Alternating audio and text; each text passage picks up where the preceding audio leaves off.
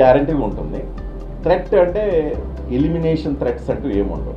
ఈరోజు రేపట్లో మనుషుల్ని physical eliminations అంటారు, క్యారెక్టర్ అసాసినేషన్ జరుగుతుంది. క్యారెక్టర్ అసాసినేషన్ ఏంటి?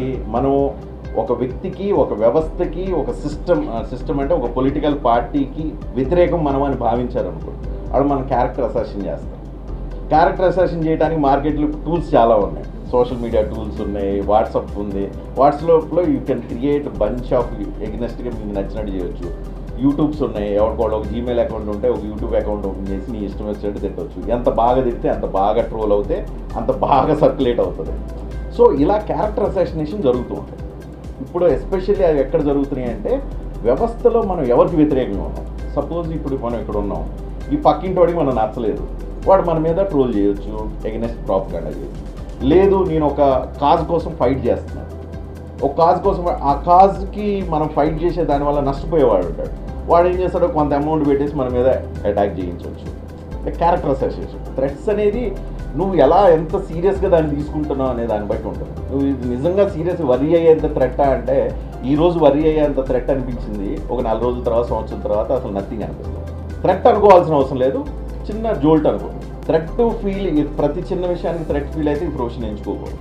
సమ్ టైమ్స్ గుడ్ డేస్ ఉంటాయి, బ్యాడ్ డేస్ ఉంటాయి. మంచి స్టోరీ రాసిన రోజు గుడ్ డే అనిపిస్తుంది, 2 రోజుల తర్వాత థ్రెట్ వచ్చినప్పుడు బ్యాడ్ డే అనిపిస్తుంటుంది, ఓ సంవత్సరం అయిన తర్వాత ఇదంతా డాన్సెస్ సిల్లీ అనిపిస్తుంటుంది. అంటే నువ్వు ఎలా నెరేటివ్ బిల్డ్ చేస్తావు అనే దాన్ని బట్టి డిపెండ్ అయి ఉంటుంది.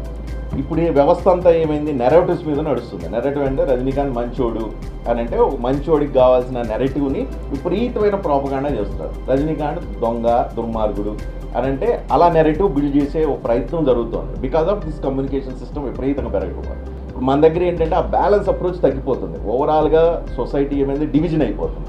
ప్రాంతాల వారీగా, కులాల వారీగా, మతాల వారీగా, రకరకాల పాయింట్ ఆఫ్ వ్యూలో డివైడ్ అయిపోతుంది. ఈ డివైడ్ అయినప్పుడు నిన్ను ఫెయిర్గా నిన్ను ఆలోచించే అవకాశం నీకు ఎవరు? ఇప్పుడు మనం ఏంటంటే ఇన్ని థ్రెట్స్ మధ్య కూడా మనం ఫెయిర్గా ఆలోచించడం నేర్చుకోవాలి. సో అలానే మనం ఒక పర్టికులర్ పార్టీకి వ్యతిరేకంగా ఉన్నామని చెప్పి వాళ్ళు ఫీల్ అవ్వచ్చు.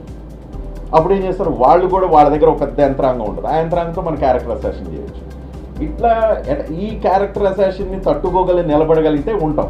నువ్వు రైట్ అని నమ్మావు అనుకో, దేనికి ఆలోచించాల్సిన అవసరం లేదు, గట్టిగా దానికోసం నిలబడవచ్చు. నువ్వు రైట్ అని నమ్మాలి బేసిక్గా. ఆ రైట్ అని నమ్మేది నువ్వు బ్యాలెన్స్ ఆలోచనతో నువ్వు నిర్ణయం తీసుకోవడానికి వీలుగా ఉండాలి నీ ఆలోచన కదా. అప్పుడు మాత్రమే అది వర్కౌట్ అయ్యింది. యాక్సెప్ట్ చేయాలి జలసీని. ఎందుకు మనం సక్సెస్ఫుల్ అవుతారు కదా పక్కన మనం చూసి ఏడ్చేది, ఆ ఏడ్చే వాళ్ళు మనం కూడా వాళ్ళ ఏడుపుని చూసి మనం ఆనందపడాలి. అంతకు మించి ఎక్కువ దాన్ని పెయిన్ఫుల్గా తీసుకున్నాం అనుకో